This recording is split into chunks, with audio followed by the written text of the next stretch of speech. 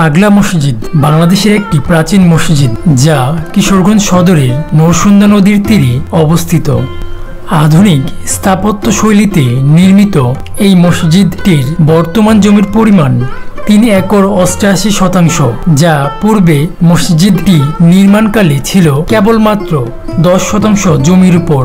3 তলা বিশিষ্ট পাগলা মসজিদের ছাদে 3টি বড় বড় গম্বুজ এবং 5 তলা ভবনের সমান একটি মিনার রয়েছে। প্রায় শতাধিক মুসল্লির ধারণ ক্ষমতা সম্পন্ন এই মসজিদে নারীদেরও নামাজ আদায়ের জন্য রয়েছে পৃথক ব্যবস্থা।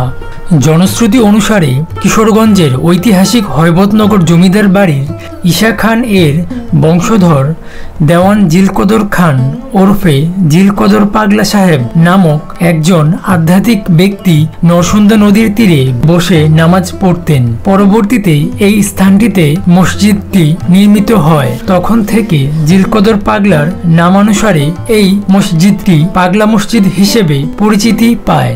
পাগলা মসজিদের ইমারত খুবই সুন্দর এবং নির্মাণ শৈলীও বেশ চমৎকার। আধুনিক স্থাপত্য শৈলীতে নির্মিত পাগলা মসজিদটি নানা ধরনের ঐতিহাসিক ও দর্শনীয় স্থাপনা হিসেবে খ্যাত। বৃহত্তর ময়মনসিংহ অঞ্চলে পাগলা মসজিদ সকল ধর্মের মানুষের কাছে এক সার্বজনীন পবিত্র ধর্মীয় কেন্দ্র। এই মসজিদে মানত কিংবা দান খয়রাত করলে মনোবাসনা পূর্ণ হয় এমন বিশ্বাস থেকে বিভিন্ন বয়সী হিন্দু মুসলিম সহ নানা ধর্মবর্ণের নারী পুরুষ মানত নিয়ে এখানে আসেন। তারা নগদ টাকা পয়সা, স্বর্ণ ও রূপার অলংকারের পাশাপাশি গরু, ছাগল, হাঁস, মুরগি দান করেন। বিশেষ করে প্রতি শুক্রবার এই মসজিদে মানত নিয়ে আসা বিভিন্ন বয়সী নারী পুরুষের ঢল নামে। যদিও প্রসঙ্গত এই ধরনের বিশ্বাস ও চিন্তা কুসংস্কারের অংশ ও শরীয়ত বিরোধী। অধিক দান খয়রাতের কারণে পাগলা মসজিদ ইতিমধ্যেই দেশের অন্যতম আয়কারী ধর্মীয় প্রতিষ্ঠান হিসেবে স্বীকৃতি লাভ করে। জানা যায় সাধারণত প্রতি 4 মাস পর পর মসজিদের দান বাক্স খোলা হয়। 2022 সালের 13ই মার্চ দান বাক্সে পাওয়া গিয়েছিল 3,58,53,295 টাকা এবং 2023 সালের 9 ডিসেম্বর দান বাক্স থেকে 6,32,51,423 টাকা পাওয়া গিয়েছিল। আর 2024 সালের 20 এপ্রিল আগের সব রেকর্ড ভেঙে পাগলা মসজিদের দান বাক্সে পাওয়া যায় 7,68,67,537 টাকা। সেই হিসাবে 3 বছরের বেশি সময়কালে মসজিদটিতে দানের টাকা বেড়েছে 3.25 গুণের বেশি। নির্ভরযোগ্য তথ্য মতে প্রতিবার দান বাক্স খোলার পর অন্তত পূর্বের চেয়ে 1.5 কোটি থেকে 2.5 কোটি টাকা বেশি পাওয়া যায়। এছাড়াও আরও পাওয়া যায় dollar, euro, Saudi riyal, yen, dinar সহ বিদেশি মুদ্রা, এমনকি বিভিন্ন সময়ে স্বর্ণালংকার পাওয়া যায় এই দান বাক্সে। এই মসজিদের আয়ের একটা অংশ আশেপাশের অন্যান্য মসজিদ, মাদ্রাসা, এতিমখানা সহ বিভিন্ন উন্নয়ন ও সেবামূলক খাতে ব্যয় করা হয়।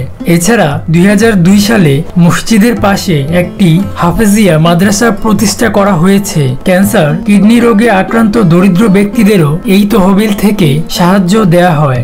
এমনকি করোনা চলাকালীন সময়ে এই তহবিল থেকে সৈয়দ নজরুল ইসলাম মেডিকেল কলেজ হাসপাতালে কর্মরত 80 জন স্বেচ্ছাসেবক যারা করোনা রোগীদের সেবায় কাজ করেছেন তাদের অনুদান দেওয়া হয়েছিল।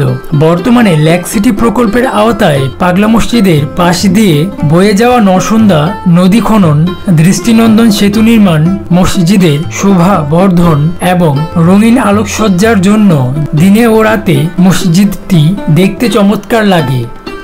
দেশের দূর দূরান্ত থেকে নানা শ্রেণী পেশার মানুষ মসজিদটি দেখতে ভিড় জমান। বিশেষত জুমার নামাজের সময় অত্যাধিক মানুষের সমাগমে মসজিদটি পরিপূর্ণ হয়ে যায়। মুসল্লিদের সুবিধার্থে মসজিদের পরিসর আরও বিস্তৃত করতে মসজিদ ও ইসলামিক কমপ্লেক্সের জন্য প্রায় 100 কোটি টাকা ব্যয়ে প্রকল্প হাতে নেওয়া হয়েছে, যা বাস্তবায়ন হলে প্রায় 50 সহস্রাধিক মুসল্লি একসাথে নামাজ আদায় করতে পারবেন।